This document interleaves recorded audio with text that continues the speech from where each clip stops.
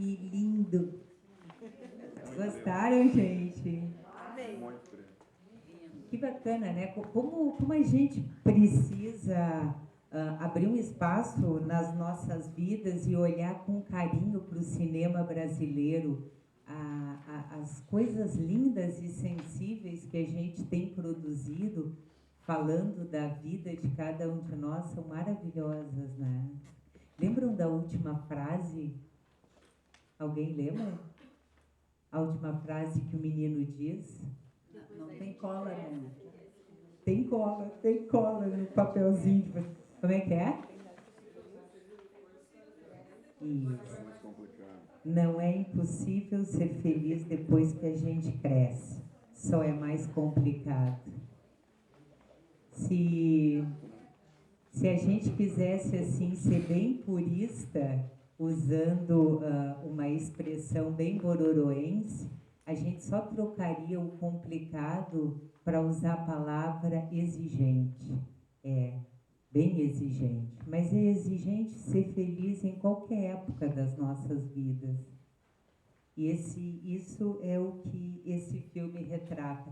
A boa notícia é que o terceiro livro trata exatamente da construção da felicidade possível. Então, logo aí, depois de novembro, talvez na primeira semana de dezembro, a gente já vai poder estar discutindo os próximos filmes e as outras atividades já à luz desses novos conceitos. O que vocês acham? Vamos começar a falar dos meninos? Do Pedro, que é o mais velho, do Mano, que é o menor? O que parece? Qual é a impressão que a gente acaba ficando assim de início do filme, assim, quem é um e quem é outro? O que pareceu para vocês assim, o que inicialmente o filme nos vende sobre cada um dos dois rapazes?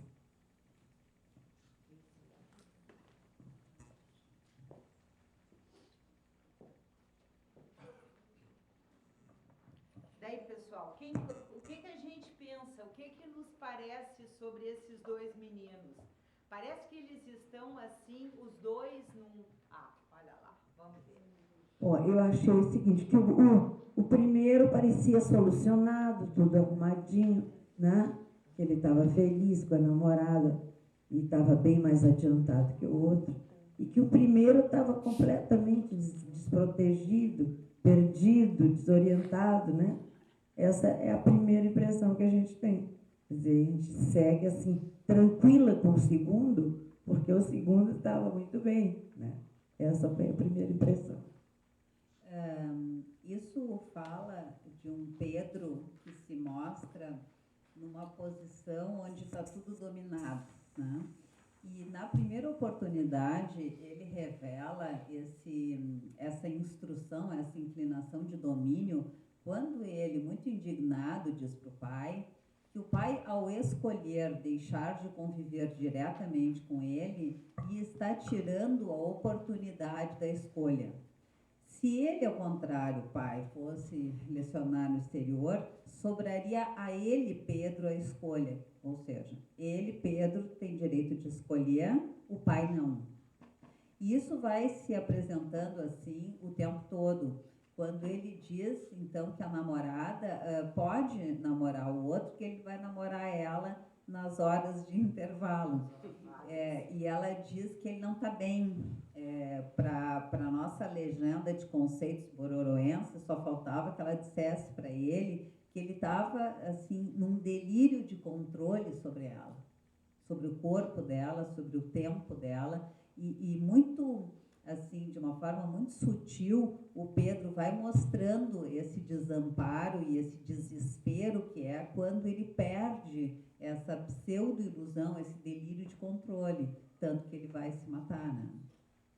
Uma coisa também que eu achei que é muito interessante nesse filme é como ele sublinha a Laísa, essa diretora, que ela é muito, muito boa, né? Ele sublinha o conservadorismo da gente, né? E de toda a escola e de toda a sociedade, e coloca para a gente mesmo o quanto a gente é conservador, né? E quanto a gente é intolerante. Quer dizer, toda aquela juventude que quer ser avançada é de um conservadorismo assim estrondoso. É muito lindo uma cena que o menino diz que ele não teria problema nenhum com o pai viado de qualquer colega, mas logo o pai dele. Então, isso mostra como a gente tem uma apresentação para os outros e tenta vender essa mesma apresentação para nós, da nossa aceitação das diferenças e do menos comum, mas como é duro a gente se dar conta no cotidiano, assim, no miudinho, no menorinho da nossa vida, como nós não somos aqueles que muitas vezes nós queremos acreditar que nós somos. Sim, nós temos preconceitos. E às vezes a gente, nos dói tanto reconhecer esses nossos preconceitos que a gente então faz de conta que não tem. E isso vai cada vez mais dificultando a nossa vida. A Cristiane assinalou, então, para a gente agora passar para o humano, a figura do menino Pedro é a figura de um adolescente bonito, acompanhado, aparentemente dentro dos padrões de sucesso da juventude da mesma faixa etária, mas que mantém a sua aparente serenidade porque ele acredita que está controlando o seu universo. Quando a primeira variável escapa do controle dele, que não é que a variável escapou, é que ele precisou se confrontar com a ausência de controle, porque tudo sempre escapa do nosso controle, mas ele vinha fazendo de conta que estava tudo dominado. O mundo dele começa a ruir. E isso é bom para nós adultos, para ver como nós queremos nos apaziguar olhando para os jovens, achando que o que parece que está com tudo dominado está bem. E o atrapalhadinho é que é o problema. É um menino que está em plenas vivências do auge da sua sexualidade, com a iniciação à vida sexual ativa, num grupo de amigos onde o valor é beber, e aí ele é o cara bacana quando ele bebe que nem os outros, quando ele fuma como os outros, e fica claro num determinado momento do filme que para ele fumar não é legal. Tanto que ele diz que esse é o paradoxo da Valéria, de ele achar que gosta dela, mas ela fuma. E isso não é um paradoxo, como ele nos coloca.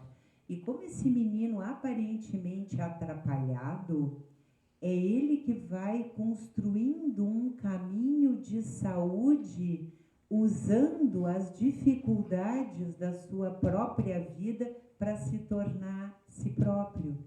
A cena em que ele pega o violão e diz para o professor, fez um papel, professor de música, belíssimo, não é? De um acompanhante seguro. Isso é que é um exemplo de boa companhia. Alguém suficientemente saudável que pode servir de interlocutor para nós, para conversar conosco, para nos oferecer a possibilidade de reflexão e não respostas. É muito bonito quando o professor pergunta o que é que está rolando, em vez de o que aconteceu, porque está sempre alguma coisa rolando. E quando o humano está no hospital visitando o irmão, é muito bonito porque a mãe coloca que ela sabe que ela não devia perguntar. E aí é forte isso, porque a pessoa sabe que não tem resposta ao que ela vai perguntar, mas ela precisa perguntar e ela pergunta, mesmo achando que aquilo talvez não seja bom. Enquanto que o humano não pergunta nada e oferece a sua nova habilidade para o irmão, que tinha tantas habilidades, né? O irmão escreve super bem, comunica com clareza, toca muito bem. E o humano, então, oferece a sua nova potência para o irmão. É muito bonito ver essa transladação do crescimento, em que a mãe, num primeiro momento, vai no quarto do humano e mostra para ele, quando ela entra pela segunda vez, que ela sabe o que ele está fazendo. E a carinha dele, não sei se vocês recordam, assim, é de um contentamento, de uma felicidade de ter uma mãe atenta a ele, né? E a mãe vai no quarto, aparentemente, para conversar com ele, e quando ela se dá conta que o pai ainda não conversou, ela sai e deixa aquela conversa, aparentemente, para depois.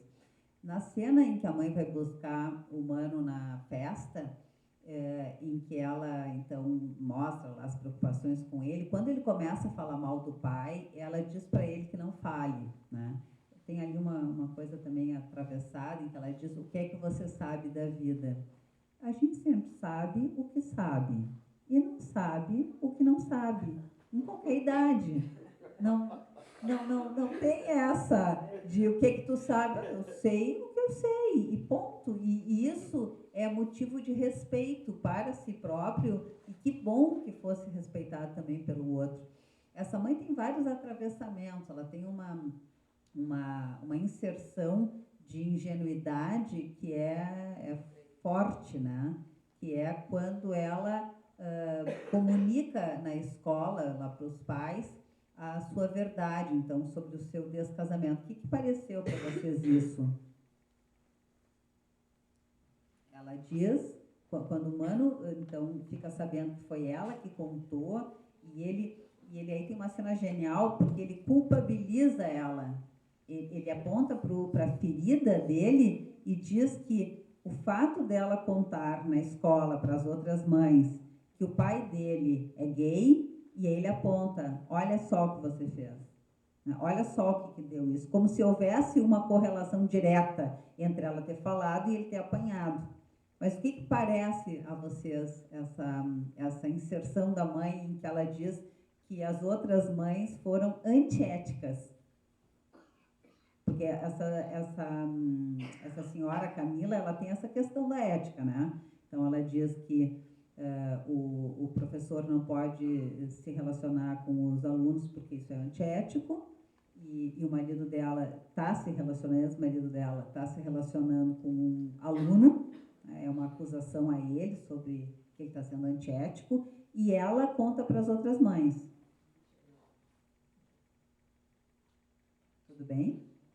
Ela não fica muito mal também, né? De uma certa forma, ela se coloca assim como uma pessoa, né, que o casamento ruiu, né, por uma, entre aspas, uma patologia, vamos chamar entre aspas, um distúrbio do marido também. Então, eu acho que ela também pode ser colocada num papel assim de que, olha, né, o que aconteceu comigo.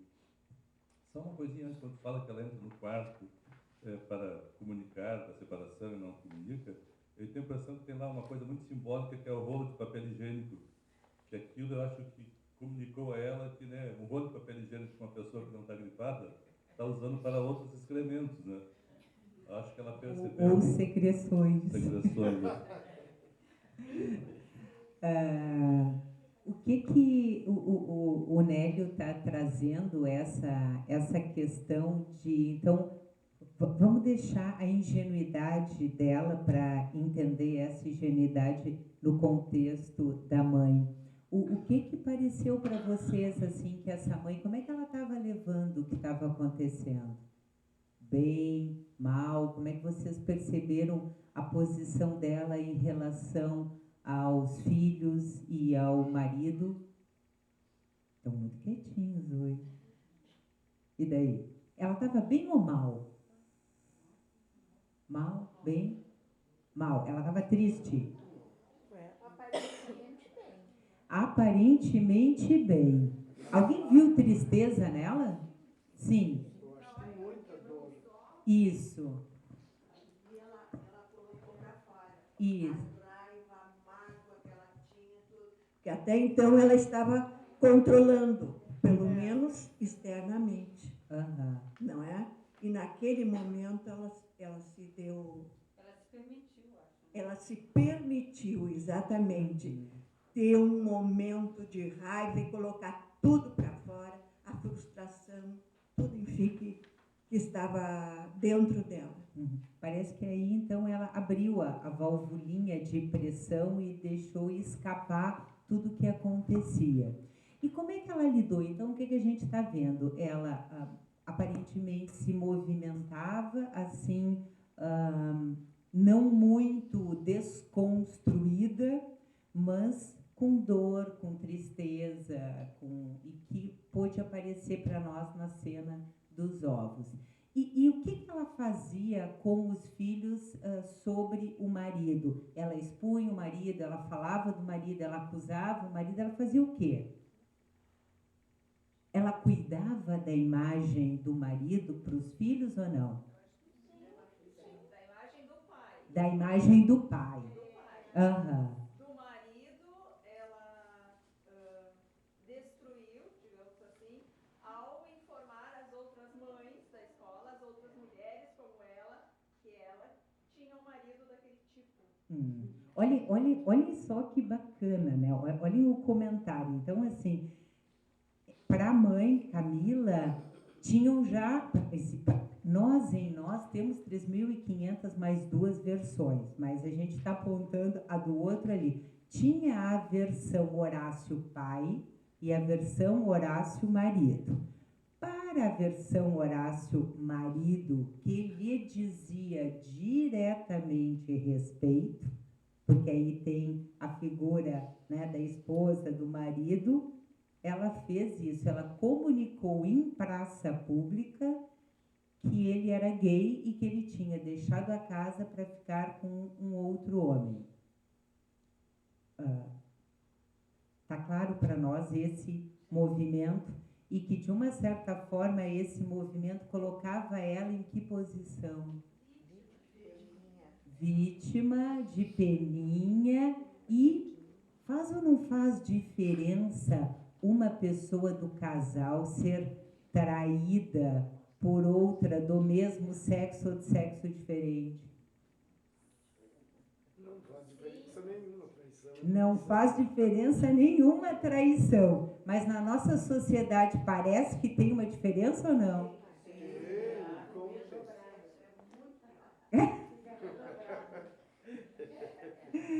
Mas é muito bonito. Eu me lembro de uma pessoa que chegou no consultório muito aborrecido, que tinha descoberto que a mulher era homossexual e que tinha um caso com a massagista da família. E ele estava muito indignado, assim.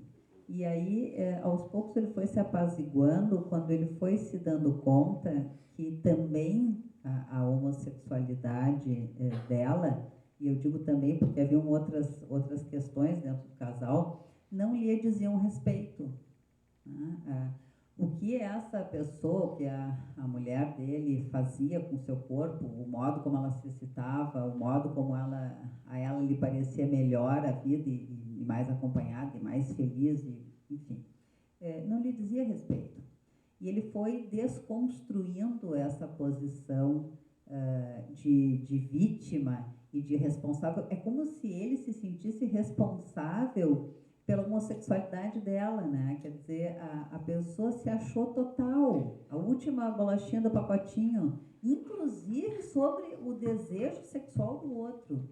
E esse homem foi um processo muito bonito, assim, quando ele foi desconstruindo esse lugar de um delírio de controle, de poder sobre a mulher, sobre a vida dele, sobre tudo. Ele foi se apaziguando e aí foi se serenando e foi achando que, bom, também, se ela quis fazer a vida dela com qualquer outra pessoa, não importava se era um homem ou uma mulher, porque isso não lhe dizia respeito, né? Agora, a Camila, naquele momento, parece que se utilizou de uma determinada posição, um pouco como que explicativa para os seus pares, e não se dando conta, talvez, dos desdobramentos disso, né? E que, no final das contas, de uma maneira indireta, o filho se pôs em risco, aparentemente, por uma comunicação que foi entregue por ela, né? Só que a violência naquela escola já estava instaurada e não tinha nada a ver com a confissão ou não de que se ele era gay ou não.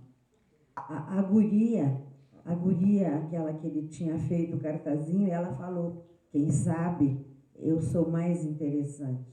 Ela coloca esse ponto, né, da competência, da não competência, e fica enfatizada no caso dessa concorrência desleal aí. Né?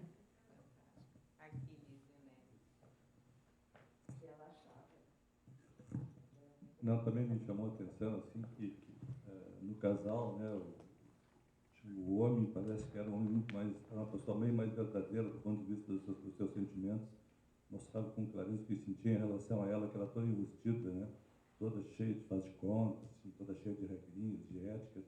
Eu acho que nesse momento que ela conta, ela mostra de fato, assim, acho que até que uma parte dela que aparece que estava sempre enrustida, né, quando ela vai contar lá para o público que as amigas que o cara era homossexual. Me parece que, assim, do ponto de vista afetivo, ele era muito mais preparado, né, para relações afetivas verdadeiras do que ela, assim, né. Isso, até no final ela dá essa palhinha, né, quando ela faz aquela pergunta para o rapaz na cama, né.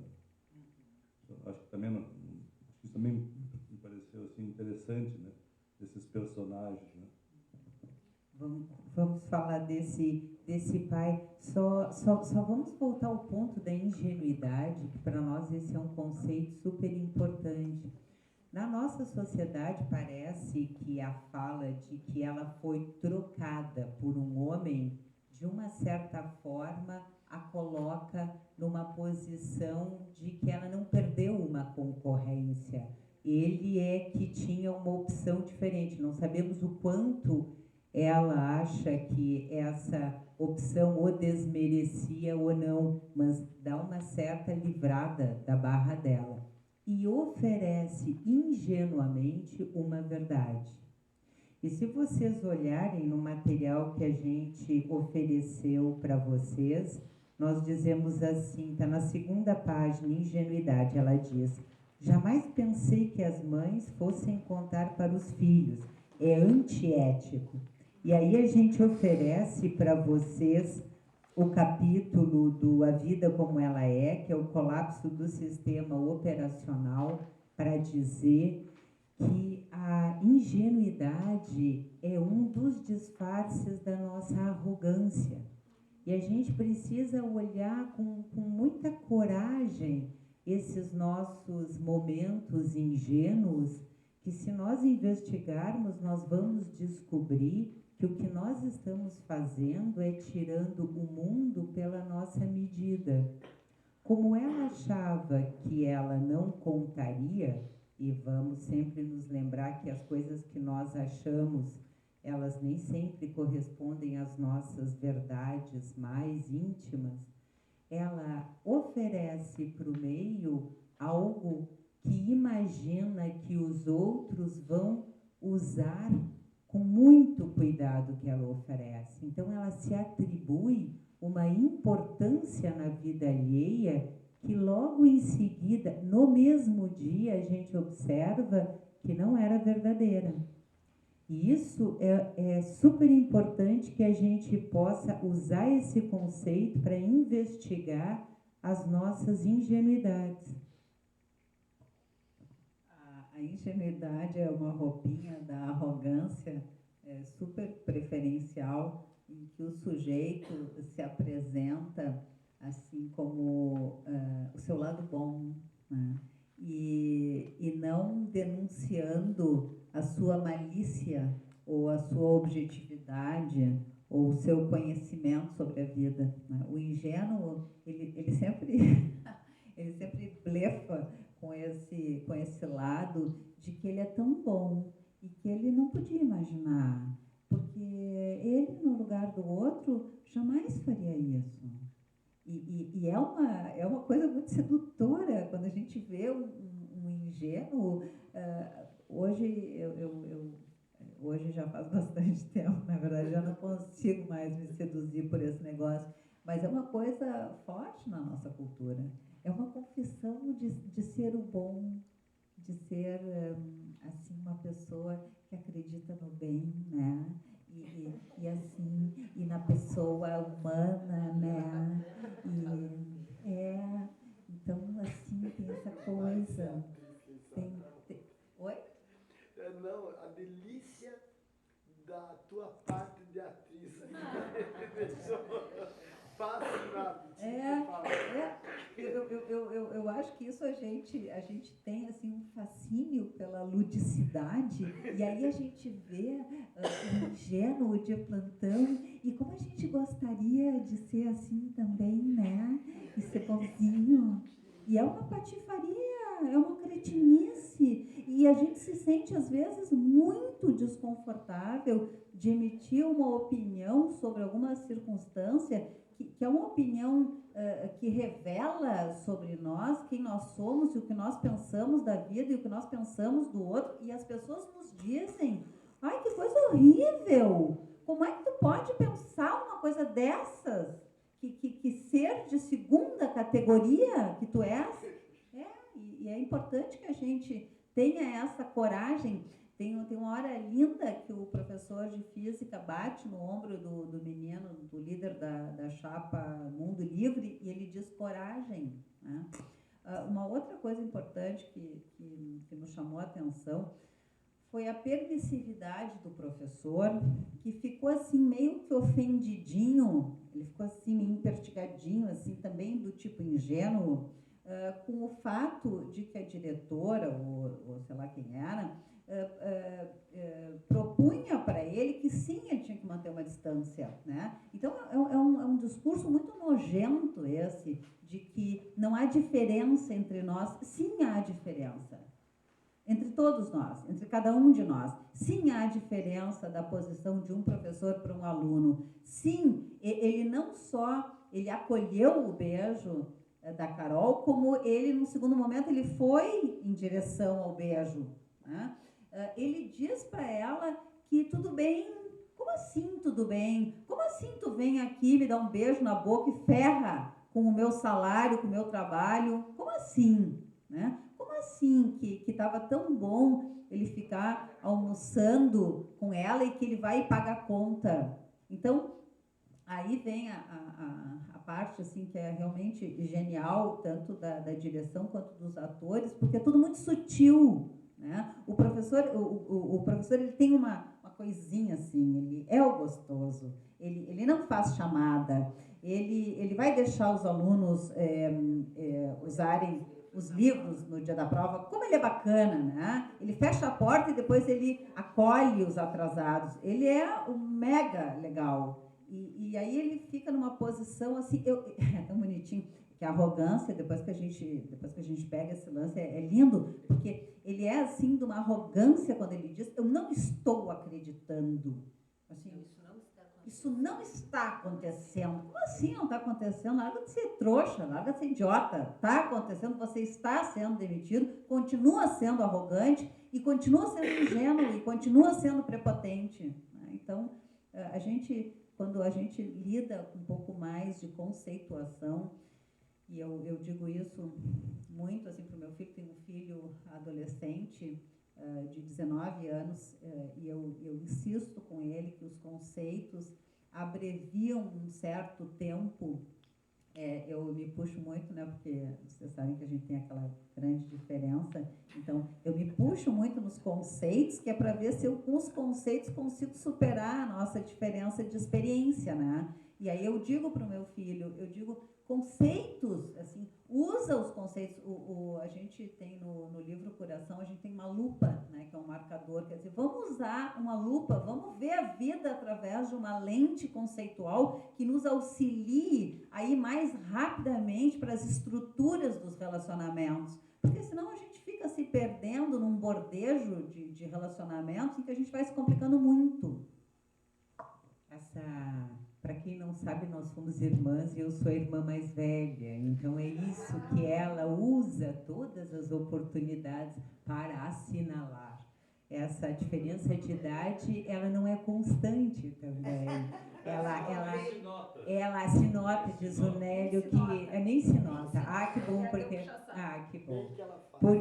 Porque ela faz isso sem parar, e a última dela é que eu corte os meus cabelos bem curtinhos e deixe eles brancos, que aí ninguém vai ter a menor dúvida de quem é a mais velha das duas. Então, são estratégias de... quando eu me aposentar na Secretaria da Saúde, esse é o marco diferencial. E ela é a que mais deseja a minha aposentadoria, só pelos cabelos brancos. Mas essa lente que a Cristiane fala, ela não só nos auxilia e nos instrumentaliza para que a gente possa estabelecer relações mais verdadeiras, mas ela também vira para dentro da gente. E a gente pode encontrar com mais coragem as nossas verdades. Porque essa lente, ela nos ajuda a nos desidealizarmos, que é a maior safadeza que a gente pode fazer conosco. E aí, então, a gente, podendo abrir mão dessas figuras divinas, maravilhosas, perfeitas, infalíveis que a gente inventa para nós, a gente pode se amar mais, exatamente pela nossa humanidade. E parece que foi esse o caminho que o pai, como apontou o Nélio, viveu. Porque vamos combinar, o movimento deste homem foi um movimento muito corajoso. Ele assumiu publicamente uma verdade que na nossa sociedade é uma verdade ardida. Os amores entre pessoas do mesmo sexo são amores difíceis, são amores que não costumam ter o aplauso do entorno. São amores que são amores conquistados, são amores trabalhados, são amores que precisam ser esculpidos para que eles se construam com saúde. E ele teve uma competência ao escolher aquele Gustavo que, gente, que companheirão! Sobre todos os aspectos, aquele Gustavo